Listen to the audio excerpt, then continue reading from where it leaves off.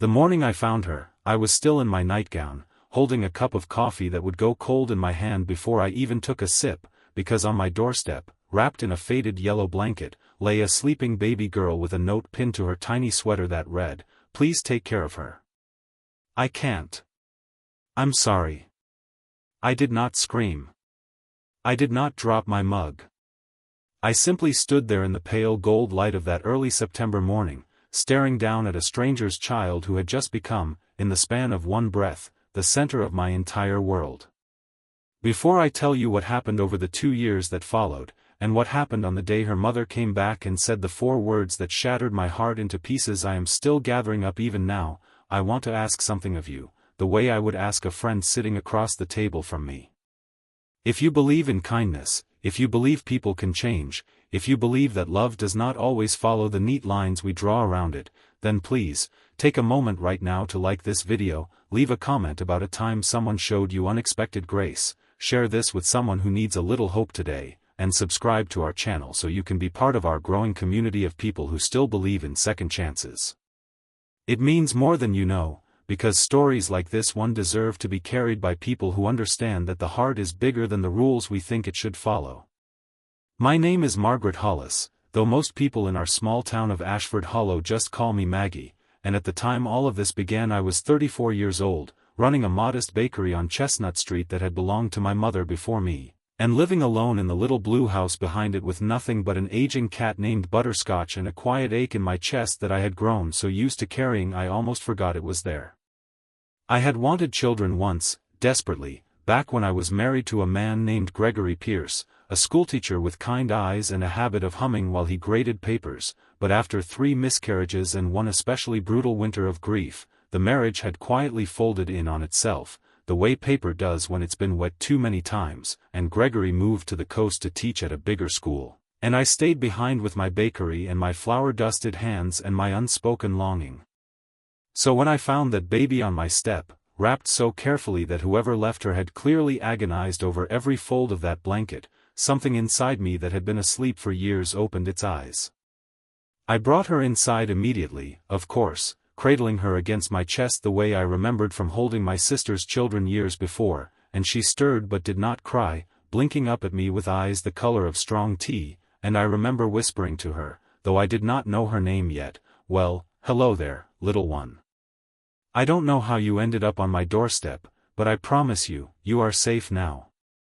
I called the police first, because that is what a responsible person does, and a kind young officer named Deputy Osei came by within the hour, though he told me his last name was actually spelled differently than I'd guessed, and he looked at the note, looked at the baby, and looked at me with an expression that seemed to say he had seen this kind of thing before and it never got easier.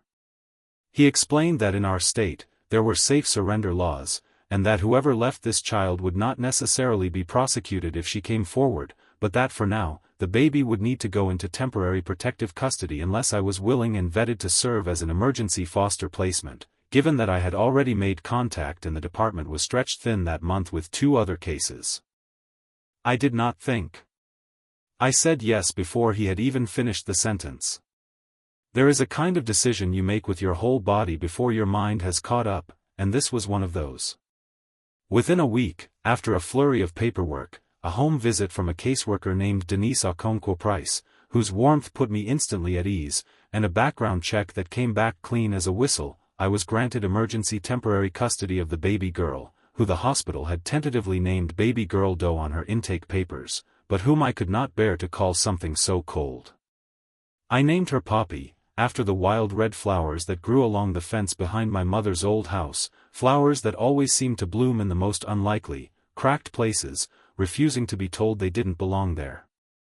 The first few months were a blur of sleepless nights and formula bottles and the particular exhaustion that comes from loving something so much you forget to take care of yourself. My best friend, Rosalind Farrow, who ran the flower shop 2 doors down from my bakery, became something like a second mother to Poppy during that time, showing up with casseroles and diapers and an endless supply of unsolicited but always correct advice, because she had raised 3 children of her own and had the tired eyes and steady hands to prove it. "You're doing better than you think you are," she told me one afternoon, finding me in tears in the back room of the bakery because Poppy had cried for 3 hours straight the night before, and I had begun to doubt whether I was equipped for any of this. Every mother feels like a fraud sometimes, Maggie. The ones who don't are the ones you should worry about. I did not correct her use of the word mother. Somewhere in those early weeks, without my permission, I had already begun to think of myself that way. The town of Ashford Hollow, for all its small-town nosiness, wrapped itself around us with a tenderness I did not expect. The customers at my bakery, who had once simply come in for sourdough and cinnamon rolls, began arriving with hand-me-down onesies and second-hand strollers and offers to babysit. An elderly widower named Harold Bennett, who lived at the end of my street and had lost his wife to cancer 2 winters before, started stopping by most mornings just to sit on my porch and hold Poppy while I finished the early baking shift, saying it did something for his heart to hear a baby laugh in a house again. Even the mail carrier, a brisk woman named Delphine Ashcroft, began leaving little toys in the mailbox when she found them at yard sales, gruffly denying it was sentimental when I thanked her, though her eyes always went suspiciously bright. It was as though the whole town had quietly decided that this abandoned child would not be allowed to feel unwanted, not for a single day, and I have never forgotten what that kind of collective, unspoken love looks like, because I lived inside it for 2 years. The custody situation, meanwhile, moved the way these things move in small counties with overworked family courts, which is to say slowly, and with long silences between updates. Denise, the caseworker, explained that they had tried to trace the mother through the note, through hospital records, through the blanket itself, which had a faint embroidered initial in one corner, a stitched letter V, but the search led nowhere concrete for months. There were no reports of a missing infant matching Poppy's description, no frantic mother filing a police report, nothing but silence, and eventually, once enough time had passed with no claim made and no next of kin located, the case moved toward a track that could, if nothing changed, lead to permanent guardianship or eventual adoption for whoever was serving as her caregiver, provided that caregiver continued to meet the standards required. I want to be honest and tell you that during that first year, there was a small, guilty part of me that almost hoped no one would ever come looking, because by then Poppy had my heart so completely that the thought of losing her felt like a physical wound I did not think I could survive, and yet I also understood, in the way you understand a truth even when you don't want to look directly at it, that somewhere out there was a woman who had once carried this child inside her own body, who had felt her first kick, who had perhaps held her in a hospital room and wept before making the most desperate decision of her life, and that woman deserved, at the very least, my prayers, if not my forgiveness in advance. By the time Poppy turned 1, she had become the small, bright center of my entire universe, and I had stopped thinking of my life as something that happened before her and after her, because now it simply was her, wrapped around everything else like ivy around an old fence post. She had my mother's old rocking chair worn smooth in new places from all our nights together. She had a laugh that could stop me mid-sentence no matter what I was doing, and she had, somehow, despite the trauma of her earliest days, a fearless, curious spirit that made the whole town light up when she toddled through it, waving at strangers, naming the pigeons in the square, insisting on helping me knead dough though she mostly just left flour prints on the counter and on herself. Gregory, my ex-husband, came to visit once that year, having heard through mutual friends what had happened, and I watched him watch her, and I saw something pass over his face that might have been grief for the children we never had, or perhaps something gentler, a kind of quiet blessing, because before he left he took my hand and said, "You were always going to be a wonderful mother, Maggie. I'm glad the universe finally figured out a way to give you the chance." I cried after he left, not from sadness exactly, but from the strange relief of being seen. The permanent guardianship hearing was scheduled for Poppy's 2nd birthday month, and Denise had told me, with the careful optimism of someone who has learned not to promise outcomes, that given the length of time that had passed, given my stable home and business, given the overwhelming support letters from the community, including one from Harold that made the judge's clerk cry when she read it aloud during a preliminary review, the court was likely to grant me full legal guardianship, with adoption proceedings to follow shortly after.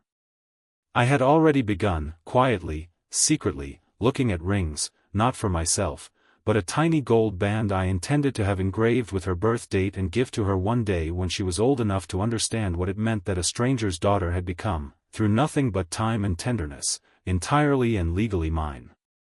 It was on a warm Tuesday in early June, 3 weeks before that hearing, that a woman walked into my bakery just after the lunch rush, when the shop was quiet except for the hum of the display case and the soft radio playing something from an oldies station, and asked, in a voice that trembled despite clearly trying not to, whether this was the home of Margaret Hollis.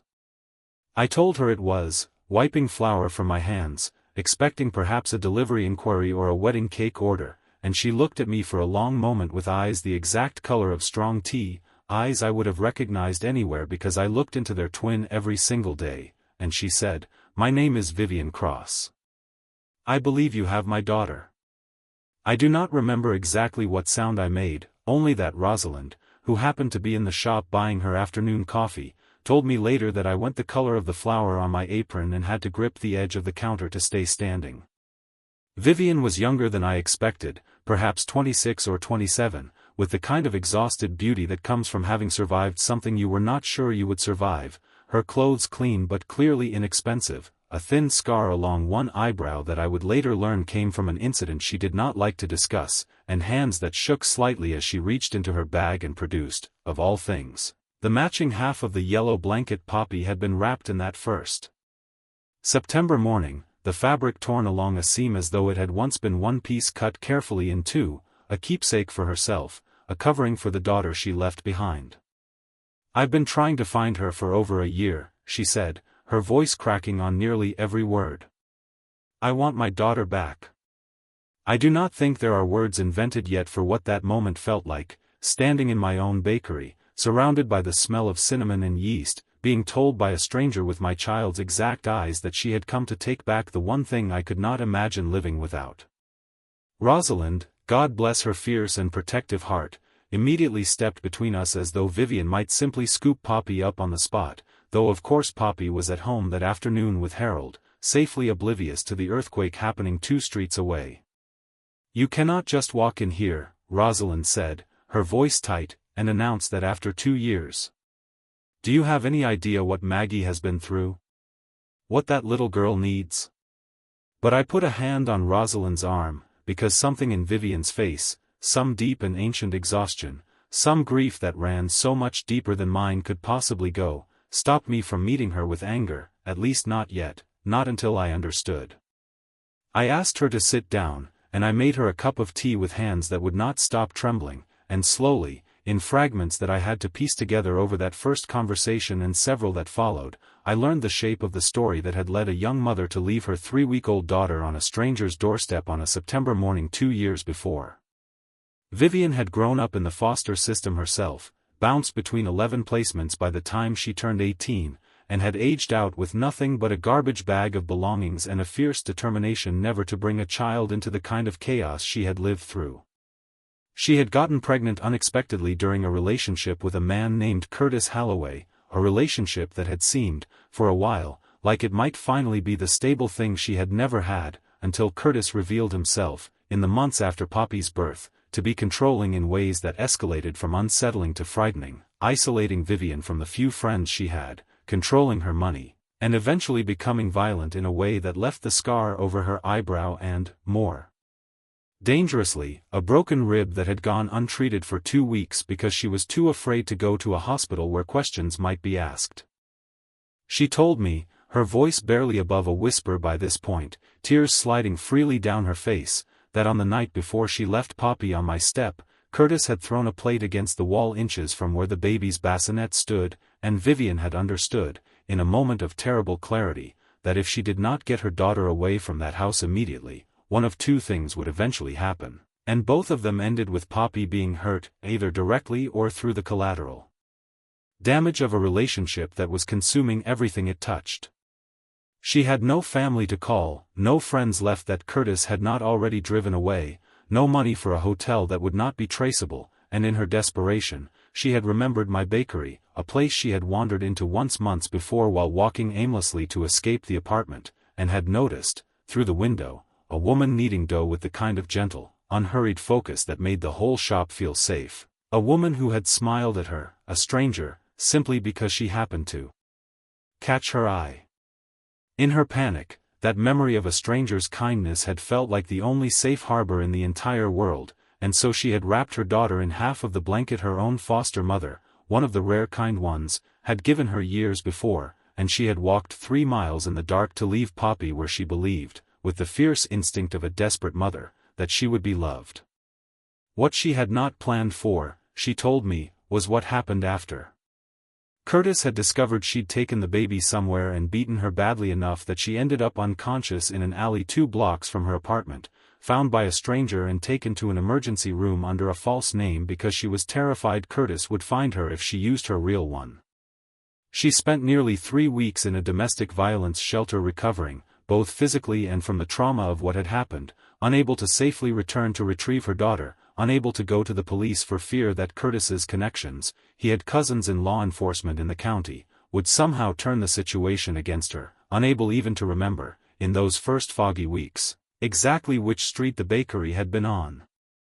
By the time she was stable enough and brave enough to start searching in earnest, months had passed, and the trail had gone cold in the particular way that trails go cold when a frightened young woman with no resources is trying to find one specific stranger's home in a town she only visited once. It had taken her nearly 2 years of quietly walking through half the towns in the county on her days off from a job at a diner, showing people a description of a bakery she remembered only in fragmented, traumatized detail, before she finally, 3 weeks earlier, had walked down Chestnut Street and recognized, with a jolt that nearly buckled her knees, the striped awning and the hand-painted sign that read Hollis Bakery, EST by Eleanor Hollis.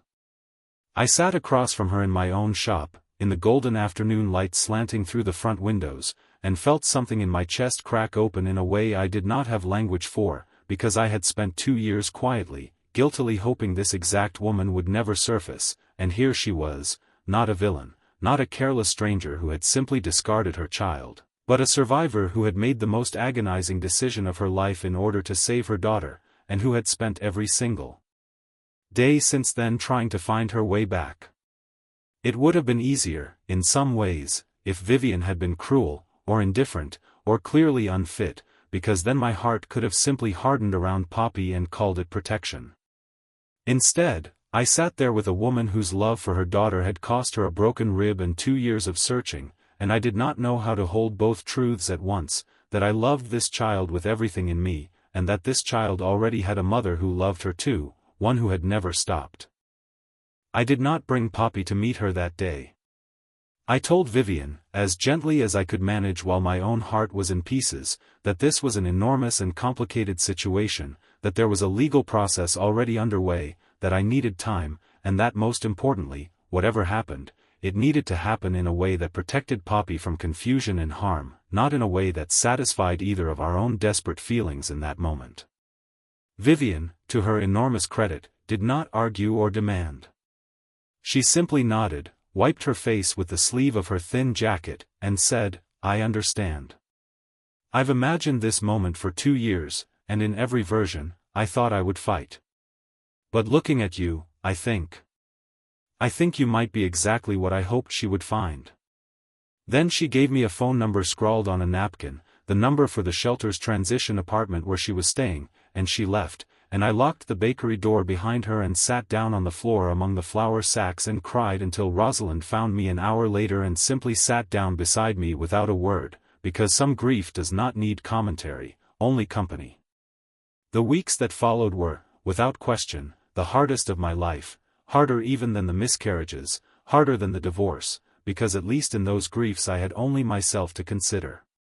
Now every decision I made touched Poppy, touched Vivian, touched the fragile, complicated truth that had been sitting in that yellow blanket all along.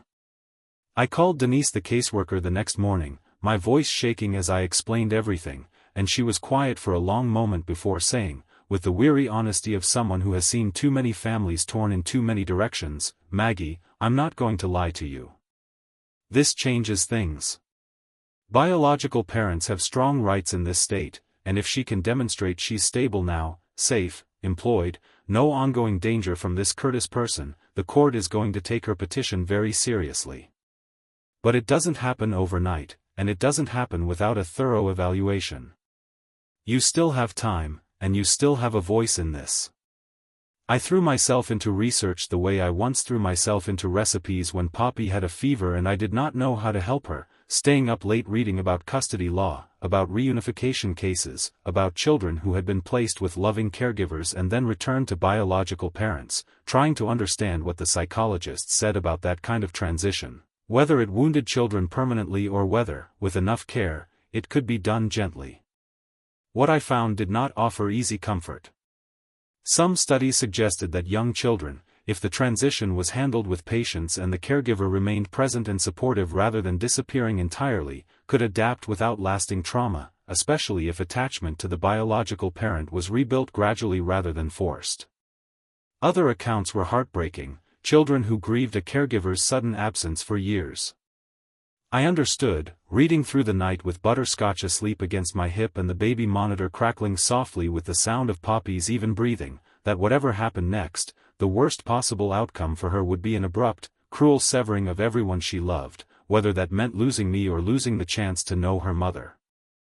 I met with Vivian again, this time not at the bakery but at a small park near the edge of town, a neutral place with wooden benches beneath old maple trees, because I wanted to understand her, not as an abstract legal threat, but as a person, the way I would want someone to understand me if our positions were reversed.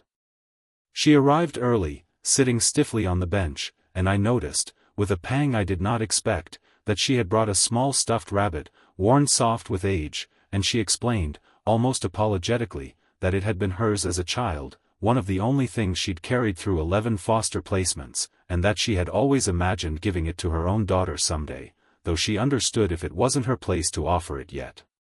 We talked for nearly 2 hours that afternoon, about Curtis, who she confirmed was now facing charges after another woman had come forward with her own account of his violence, about the diner job she'd held steadily for 14 months, about the small apartment she'd finally secured through a transitional housing program, about the parenting classes she had voluntarily enrolled in the moment she started searching for Poppy again, determined that if she ever found her daughter, she would be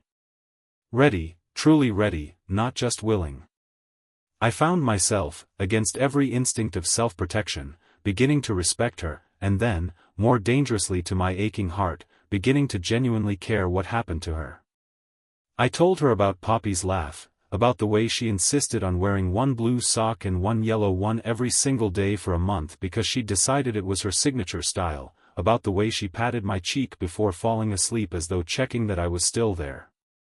Vivian listened with an expression of such raw hunger, such desperate longing to know these small, ordinary details of her daughter's life, that I could not begrudge her the wanting, even as every detail I shared felt like handing over a piece of the life I had built. "I'm not trying to erase you," she said quietly at one point, watching a family with young children play on the swings nearby. "I know what you've done for her. I know you saved her life just as much as I did, in your own way. I need the chance to be her mother too.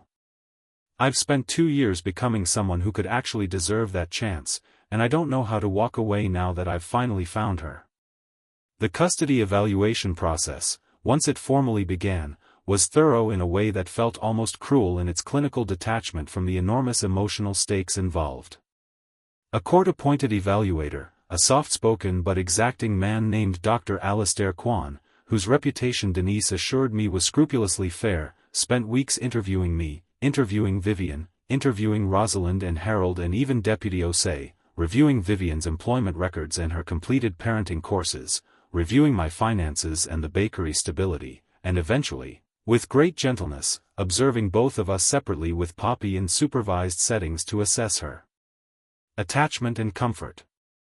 I will admit that watching Poppy meet Vivian for the first time, in a quiet, toy-filled room at the Family Services building, was one of the most excruciating experiences of my life, sitting behind a one-way observation window with Denise's hand resting on my shoulder, watching my daughter, because in every way that mattered she was my daughter, approach a stranger with the same fearless curiosity she approached everyone, watching Vivian's face crumple with joy and grief simultaneously as Poppy handed her a wooden block simply because that was what Poppy did with everyone she liked. Over the following month, under Dr. Kwan's careful guidance, Vivian was permitted increasing supervised time with Poppy, first 30 minutes, then an hour, then eventually full afternoons, always with either myself or a supervised visitation worker present, and I watched, with an ache that never fully left my chest but that slowly, almost imperceptibly, began to be joined by something else, something like grudging hope, as Poppy began to reach for Vivian's hand during story time, began to call her, at Vivian's gentle insistence and my own quiet encouragement, by the name Vivi, a soft, safe, in-between name that did not ask Poppy to choose between us but simply added another person to love. There were nights during that month when I cried myself to sleep certain I was watching my daughter slip away one visit at a time, and there were other nights, strange and unexpected, when I found myself crying instead from something almost like relief, the recognition that Poppy's world was expanding rather than fracturing, that she was gaining a mother rather than losing one. Dr. Kwan's final report, when it came, 6 weeks after Vivian first walked into my bakery, was thoughtful and thorough in a way that reflected the genuine complexity of the situation rather than offering an easy verdict. He noted Vivian's demonstrated stability, her completed safety planning regarding Curtis, who had since been arrested and was facing serious charges that made any future contact extremely unlikely, her genuine bond forming with Poppy, and her clear-eyed understanding of what reunification would require. He also noted my 2 years of exceptional, stable, loving care, the extraordinary attachment Poppy had formed with me, and the risk that any abrupt severing of that primary attachment could cause significant psychological harm to a child her age. His recommendation, which the judge would ultimately need to approve, was not a simple transfer of custody back to Vivian, nor a simple denial of her petition in favor of my own, but something neither of us had initially imagined possible, a gradual, structured transition towards shared legal custody, with Poppy's primary residence remaining with me for an initial period while Vivian's parenting time expanded steadily, moving eventually, if all continued well, toward a more balanced arrangement. That would allow Poppy to grow up knowing both of us not as rivals who had once fought over her, but as two women who had each, in their own desperate and devoted way, saved her life. I remember reading that report alone in my kitchen late one evening, Poppy already asleep upstairs, and feeling a wave of emotion so complicated I did not have a single word for it, grief and relief and fear and something that, examined honestly, felt almost like gratitude, because somewhere in the previous 6 weeks, without my full permission, I had stopped seeing Vivian purely as a threat and started seeing her as what she actually was, a woman who loved the same child I loved, who had suffered terribly to protect her, and who deserved, as much as I did, the chance to know her daughter's laugh and her stubborn opinions about socks and the particular way she hummed while eating her breakfast.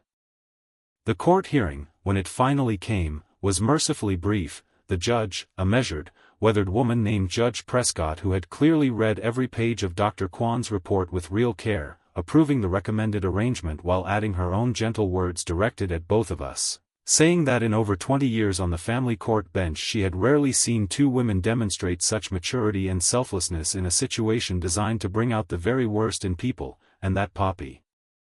Hollis Cross, as her name would now formally read on the paperwork, honoring both families who had shaped her, was an extraordinarily fortunate child to be loved so fiercely by two people.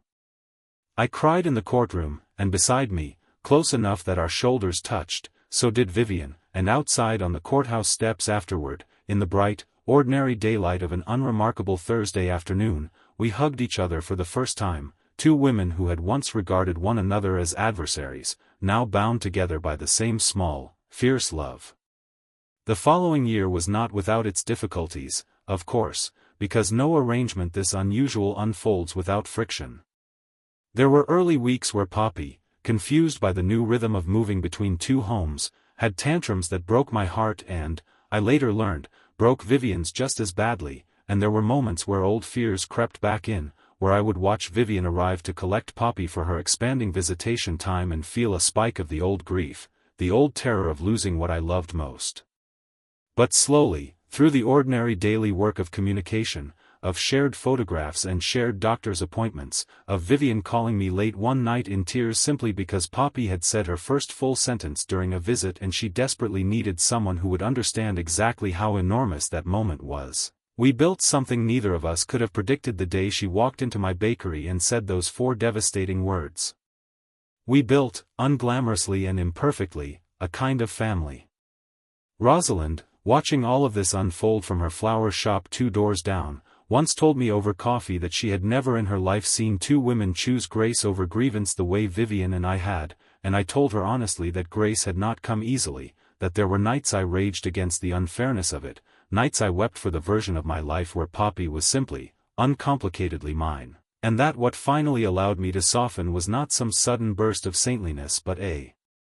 single afternoon, months into the arrangement, when I watched Poppy fall asleep in Vivian's arms during a joint outing to the park, her small hand fisted in the fabric of Vivian's shirt exactly the way she used to fist it in mine, and I understood, with a clarity that arrived like sunlight breaking through clouds, that love is not a finite resource that must be rationed and protected from thieves, that Poppy's heart was simply, wondrously large enough to hold both of us without diminishing either. Vivian, for her part, has told me many times since that what she remembers most from that entire ordeal is not the courtroom, not the evaluation, not even the moment she finally held her daughter again after 2 years apart, but the afternoon in the park when I told her about the socks, the laugh, the way Poppy patted my cheek before sleep, because in that moment, she said, she understood that whatever happened legally, she was not walking into a battle against a stranger who saw her daughter as property to be defended, but into a partnership with a woman who had loved her child so purely that she was willing to share the truth of who that child was, even knowing it might cost her everything.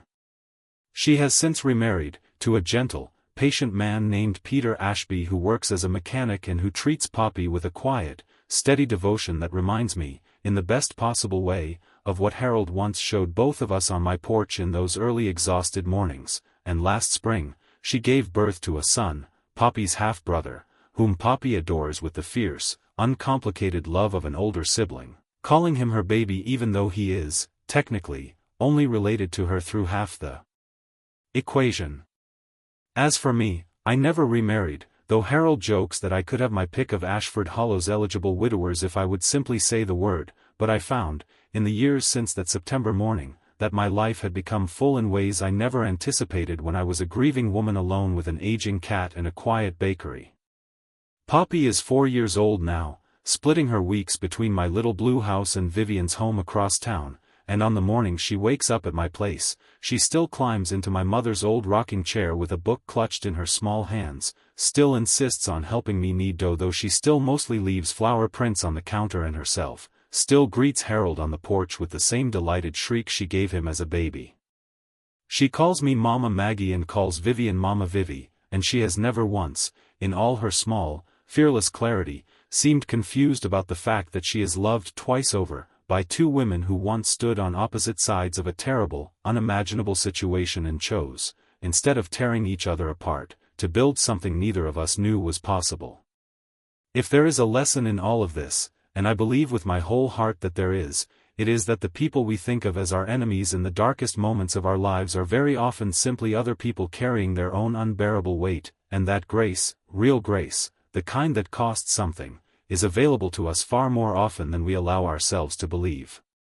I think of Vivian sometimes, walking 3 miles in the dark with a broken rib she did not yet know she had, carrying her daughter to a stranger's doorstep because it was the bravest, most loving thing she could think to do, and I think of myself, opening my door that September morning to a sound I almost didn't hear, and I understand now that we were never really enemies at all.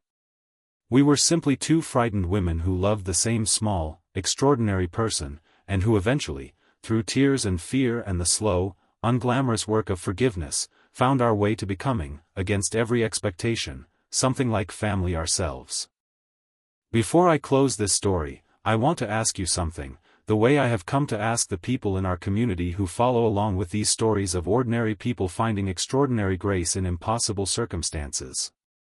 If this story touched something in you, I would love for you to leave a comment below about a moment in your own life when forgiveness or unexpected kindness changed everything, because I read every single one, and I know so many others in our community do too, and there is something healing about knowing we are not alone in believing that people can surprise us, that love can multiply instead of divide, and that even the most devastating 4 words, spoken across a bakery counter on an ordinary Tuesday afternoon, can become the beginning of a family rather than the end of one. If this story touched your heart, Please like this video, leave a meaningful comment, share it with someone who needs hope today, and subscribe to our channel so you never miss another emotional journey. Poppy will start kindergarten this fall, and both of her mothers, along with a small, chaotic, loving cast of characters including one stubborn cat, one flower shop owner turned honorary grandmother, and one elderly widower who still insists he only stops by for the coffee, will be standing together at the school gate on her first day, because somewhere between a doorstep in September and a courtroom the following summer, two women learn that the fiercest, truest love does not ask who deserves a child more. It only asks how much more love that child can be given, and the answer, it turns out, is always more than we think.